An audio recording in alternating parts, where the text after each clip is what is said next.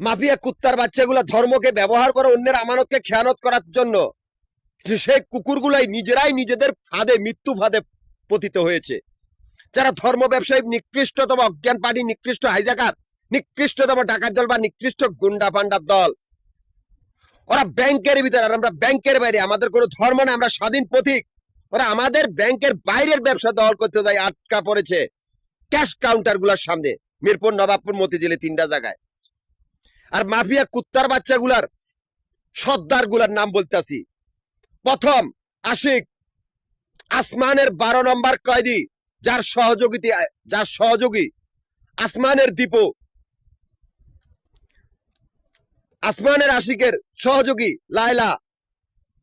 দ্বিতীয় আশিক, জমিনের ব্যাংকের 11 নম্বর কয়েদি, যার সহযোগী রানী বা জমিনের ব্যাংকের দীপু। তৃতীয় আশিক, পৃথিবীর ব্যাংকের 10 নম্বর কয়েদি, যার সহযোগী পৃথিবী দীপু বা এই পৃথিবী ব্যাংকের আনারকলি। এই কুত্তার বাচ্চাগুলার সাথেই তাদের সম্পর্ক। এরাই সেই মাফিয়ার নির্লজ্জ বেয়াদবের দল, যাদের আস্তানায় সন্ত্রাসীর আস্তানা, মিরপুর, নবাবপুর, মতিঝিলে 3টা জায়গায় কাউয়া দীপু, যাদের ডন 3 জন আশিক, আসমান, জমিন আর পৃথিবীর মালিক আমি। ওদের কোনো অস্তিত্ব রাখেন, আমি আমানত দিয়েছি। এমনকি আমি ব্যাংকের সম্পত্তির মালিক, ব্যাংকের বাইরেরও সম্পত্তির মালিক। আমি ঢাকা, গাজীপুর, নারায়ণগঞ্জ এই 3টা জায়গার সমিতির প্রধান। এই 3টা জায়গার সমিতির অফিস মিরপুর, নবাবপুর, মতিঝিলে 3টা জায়গার ভিতরে আমাদের আবাসিক বাড়িঘর বা হোটেলের ব্যবসার হিসাব করা হয়। আমারই ক্যাশ কাউন্টার গুলার সামনে মাফিয়া কুত্তার বাচ্চাগুলোর আস্তানা, যাদের মৃত্যু অবধারিত, যারা কোনো দিকে পালাতে পারবে না। ওদের কোনো অস্তিত্ব নাই, ওদের কোনো কর্তৃত্ব নাই, ওদের মাতব্বরি নাই। হয় ওরা নিজেরা মরবে, না ওদেরকে মেরে ফেলা হবে। কেন জানো? আমার আগে পিছে কেউ নাই।